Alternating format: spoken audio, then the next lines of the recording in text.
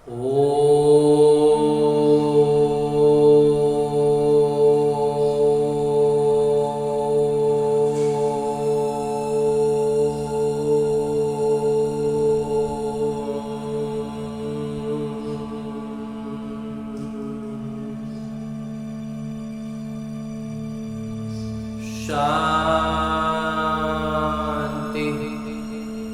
ओम शांति बाबा। बाबा ओम शांति।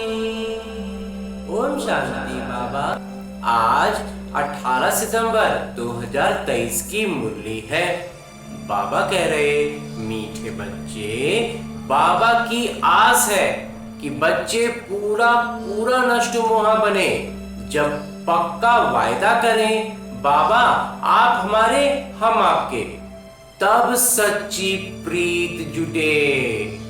जब तक पूरा पूरा दिल में ये भावना नहीं होगी कि हम बाबा के और बाबा हमारे, तब तक बाबा कहते हैं कि सच्ची प्रीत जुटेगी ही नहीं। और आगे मेरे बाबा प्रश्न पूछ रहे हैं कि रुद्र शिव बाबा द्वारा रचे हुए यज्ञ और मनुष्य द्वारा रचे जा रहे यज्ञों में मुख्य अंतर क्या है।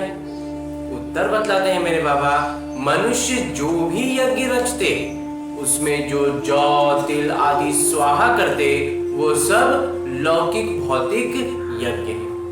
बाबा ने जो यज्ञ रचा है ये अविनाशी ज्ञान यज्ञ है। इसमें सारी पुरानी दुनिया स्वाहा हो जाती है। वो यज्ञ थोड़े समय तक चलते। ये यज्ञ जब तक विनाश न हो तब तक चलता रहेगा। तुम बच्चे कर्मातीत अवस्था तक पहुंचेंगे तब ये यज्ञ की समाप्ति होगी। जब हम सब बच्चे कर्मातीत अवस्था तक पहुंचेंगे तब जाके बाबा कहते हैं पूरा विनाश भी समाप्त हो जाएगा और ये यज्ञ। गीत है निर्बल से लड़ाई बलवान की। ओम शांति। धारणा है इस अविनाशी ज्ञान यज्ञ में अपने इस रथ सहित सब कुछ स्वाहा करना है। सेवा के लिए बहुत बहुत चुस्त और फुर्त बनना है, चुस्त दुरुस्त रहना है, फुर्तीला रहना है, एकदम बुद्धि सटीक सजग रखनी है।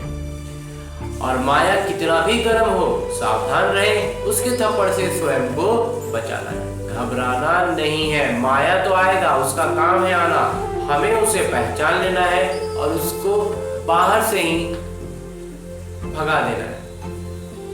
ऐसे अपने आप को इतनी ऊंची स्थिति में रखना है कि वो खुद ही खुद भाग जाए, हमें उसके साथ युद्ध करना ना पड़े। और आगे मेरे बाबा वरदान दे, वरदान देते हुए मेरे बाबा कहते हैं, दया भाव को धारण कर सर्व की समस्याओं को समाप्त करने वाले दाता भव। जिन आत्माओं के भी संपर्क में आते हो, चाहे कोई कैसे भी संस्कार वाला हो, ऑपोजिशन करने वाला हो, विरोध करने वाला हो, स्वभाव के टक्कर खाने वाला हो, जो स्वभाव से उसका विरोध अलग स्वभाव हो, क्रोधी हो, कितना भी विरोधी हो, आपकी दया भावना उसके अनेक जन्मों के कड़े हिसाब किताब को क्षण में समाप्त कर देगी। आप सिर्फ अपने अनादि आदि दातापन के संस्कारों को उभार कर दया भाव को धारण कर लो तो ब्राह्मण परिवार की सब समस्याएं समाप्त हो जाएंगी। हर एक आत्मा को, चाहे फिर वो ज्ञान में हो या ना हो, हर एक आत्मा को हम इस दृष्टि से देख पाए कि उसके अनेक जन्मों का संस्कारों के बंधन में वो आत्मा बंधी हुई है, इसलिए ये ऐसा काम कर रही है, ऐसे बोल रही है। ये भावना जब हमारे भीतर होगी तो हमारे भीतर से स्वाभाविक रूप से बड़ी सहजता से उनके प्रति दया भावना निकलेगी। और बाबा कहते हैं ऐसी दया भावना ही हमारा आदि दातापन का संस्कार।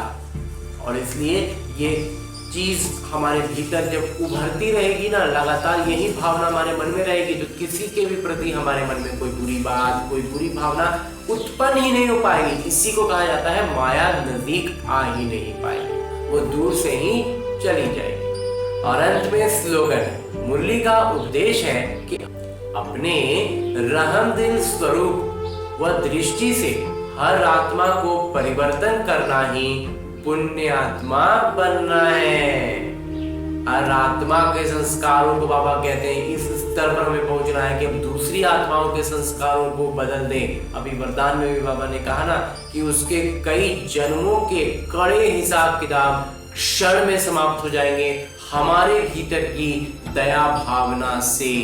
तो ये हमारी स्थिति इतनी ऊंची होनी चाहिए, हम अपने संस्कारों से, इन संस्कारों के बंधनों से इतने मुक्त होने चाहिए कि हम हमारी भावना से दूसरी आत्माओं के संस्कार समाप्त हो जाए। हमारी आत्मा की स्थिति इतनी श्रेष्ठ होनी चाहिए कि ये काम अपने स्तर पर हम उलझे नहीं रह जाए, कह रहे अभी तो हमको अपना ही संस्कार कभी ऊपर नहीं पा रहे तो दूसरों का क्या करें।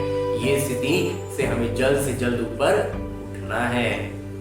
और आज की मुरली के बाद मेरे बाबा अव्यक्त इशारे दे रहे हैं अपने संकल्पों के तूफान व कोई भी संबंध द्वारा, प्रकृति व समस्याओं द्वारा तूफान व विघ्न आते हैं तो उनसे मुक्ति पाने के लिए योग युक्त युक्ति युक्त बनो। जब तक योग युक्त नहीं तब तक विघ्नों से युक्त हो।